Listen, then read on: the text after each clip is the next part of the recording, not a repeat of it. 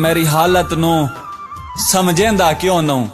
रेहा कुछ भी मेरे वस नहीं तेन वेखा नहीं ता मरन ढुकींदा मजबूर ते एडा हस नहीं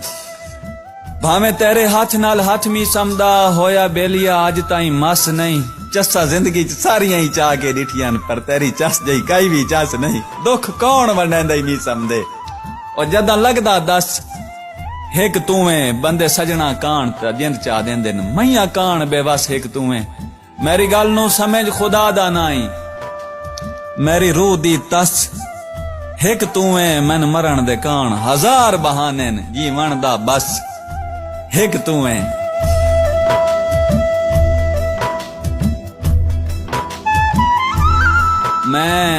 मैं जानदा तुसा हमदर्दा नू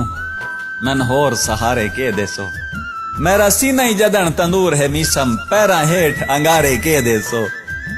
कुछ बोलो यार नुकाब हटायो अखी नाल इशारे